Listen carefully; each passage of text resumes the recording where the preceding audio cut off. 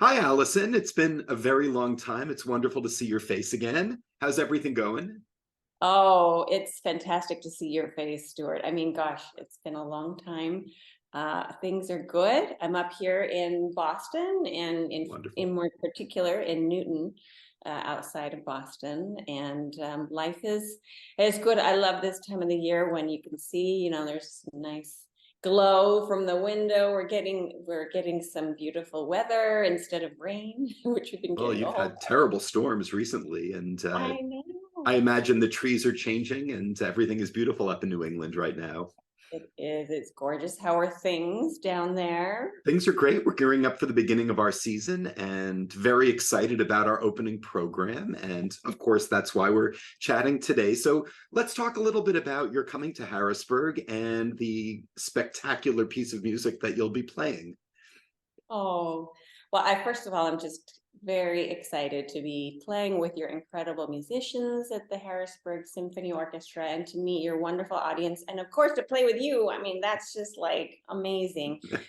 It's been a long time since we worked together. Mhm. And to play Elgar is something in particular very special.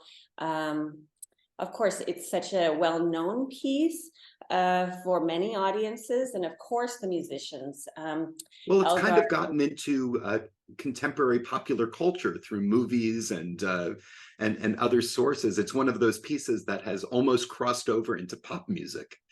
I know, which is fantastic. I mean, really, what a great representative of great classical music, and I guess you could say post-romantic or even Yep, neo-classical romantic, however you want to, frame it. But it's just an extraordinary piece in particular. And it's not like your typical cello concerto. It has four movements. More often, you have three. hmm, And Edward Elgar, I mean, the thing that, of course, this was written at the end of, it was his last big work. He wrote very, very large, beautiful works, but he started as a young musician.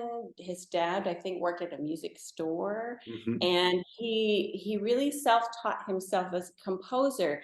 And I think in a certain way that's one of the reasons his color scheme is so unique to him. No doubt he was influenced by, composers of the day like Mahler and Dvorak and Sure. who knows. Of course, they didn't have YouTube videos like we have today to That's check right. everybody out. However, I'm sure there was, some understanding of the Yeah. So, what concept. makes this concerto so unique, other than four movements? I've always thought that it's, I don't know, just a little bit more of an introspective piece. You have pieces like the Dvorak, which are so out there and so bombastic, still gloriously beautiful. But this Elgar, right from the very beginning, establishes that this is something very different.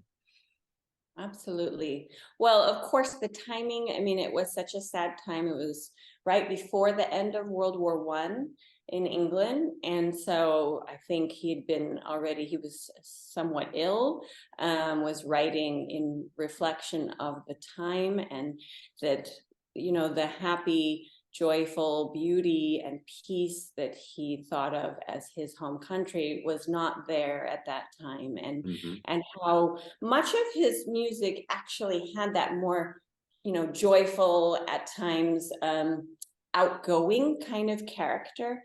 Not all, but much of his work, and this one in particular is more brooding, and very earnest and truly reflective of that brooding um, despair.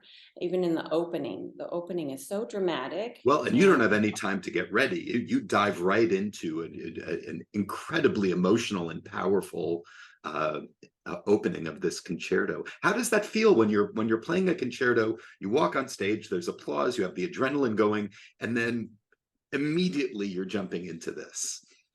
yeah, that's part of, I guess, the challenge, honestly, to kind of emotionally get yourself into the story. It's like as if for the audience, it's like the story already started, and it's like you're walking into, wait, what? Where are we? I feel like I'm in the middle of the story, and so But I think just carrying that piece in my heart actually a lot.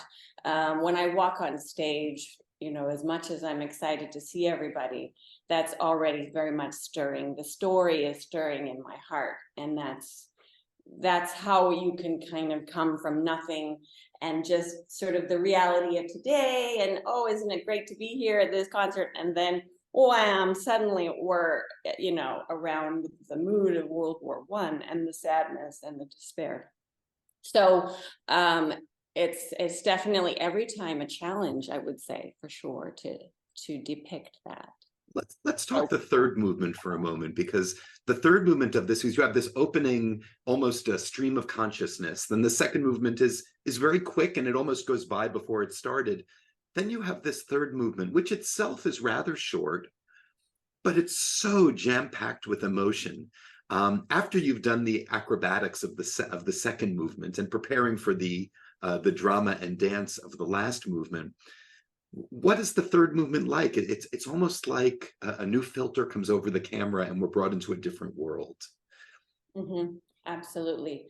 I mean, it's first of all just so beautiful, so beautifully written, and very full of like those colors. Speaking of just emotion, the thing about music is like, and it comes through in this third movement, is the colors and emotion in between the notes, is really what you're able to bring through with the way he wrote it. That you don't have to work too hard really to get into that incredible longing, and yeah, I mean, it's hard to find the words. There's actually, I would say there's some spiritual sort of yearning in there, and reflection, and also heartache. There's moments of just absolute like loss. I would say loss. Yeah. And so the thing that we love about music, and one could talk about music forever, but how it is there to express what's difficult to express, and the feelings that we don't necessarily chit chat about every day, right? But those most powerful feelings that we can all relate with, in various challenges of our lives, right? We can always relate, even if it wasn't necessarily that we were at World War I, right? But there's the moods that he sets, and the I don't know, the orchestration is so beautiful how he wrote it, even though it's short, but it really is the heart of the whole work. And yet it's like incredibly thoughtful, woven together with the winds and the strings, and then the solo cello line, and the dynamics he asks for are extreme, pianissimo, and then he makes these few notes for the cello, and yet wants you to be changing the tempo quite a bit, and so there's sort of that spontaneity, and yet it really is a great opportunity for the whole orchestra, I mean, and conductor, to really kind of experience it together and create it together. It has, to me, it's very, very spontaneous. And it is one of the great ensemble moments in the repertoire. So when I listen to this piece, I guess two similar things occur to me. One is, it could only have been written for cello. This is a piece that just is so much about the cello. But the other thing is that I think it does establish the cello as the most expressive of instruments. I mean, the range that you have on the cello from the bottom to the top, and how high you can get playing expressively on a cello. What an extraordinary instrument. Are you thinking about these things while you're playing, just how beautiful the sound of your instrument is?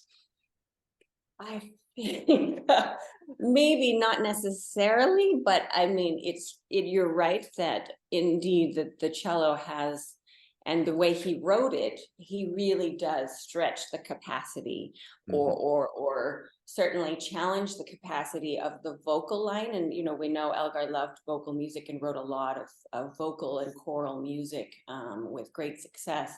So you definitely hear that through the cello. I mean, I'm sure it probably also would have been beautiful on some other woodwind instruments, perhaps, maybe. But in any case, yes, he really does show the beauty of the cello in there. And it's true that even when I'm working on this piece in particular with young people, which I do teach, Mhm. it's very difficult to teach, and yet it's like the music is so beautiful that you're like, oh, this is such a pleasure, Yeah. because it's just very touching music. I mean, as a Mm. conductor, Stuart, how do you um deal with that degree of like care and spontaneity? You're such a sensitive musician, and I'm Well, just for me, it actually, I approach this piece as though, and actually most concerti that I'm conducting, as though I'm accompanying on the piano. And you try to have that. I mean, when you're playing, when you're just one pianist with a soloist, there's complete flexibility. And you can really change moment to moment the timing of little moments and create um, exciting musical moments that way. And you try very hard to do the same with the orchestra. I'm very proud that in Harrisburg we have an orchestra that is very, very aware of the challenges of playing concertos. They listen very intently while they're playing, and I think that allows us to create very special concerto performances. I'm a conductor that loves conducting concerti, and I know I have colleagues for whom it's not the be all and end all, but collaborative music making is why I became a conductor. And this adds a new level of collaboration that you don't get with just the orchestra. Now you have the orchestra as a unit and the soloist, and the interplay is very exciting. And so that's kind of my mindset, is like, well, how would I do this? And I try very hard to convey in my hands what my hands would be doing as a pianist if I were just accompanying you, piano and cello. So it should be really exciting. So at any rate, this is going to be a tremendously fun time. I'm very excited to have you here in Harrisburg and introduce you to our audience and to our orchestra. And any final thoughts before we bring this to a close? Well, thank you, Stuart. Well, I can't wait. I can't wait. And I'm so excited we get to play it twice. I know that will be wonderful. It's going to be a Um, terrific weekend. yeah, well, so I'm just looking forward to being with all of you. And thank you so much for picking such a beautiful program. And really just can't wait. And big hugs and love to all of you. And Well, right back at see you, you and soon. have a wonderful couple of weeks, and I'll see you very, very soon. Great. Thank you. See you.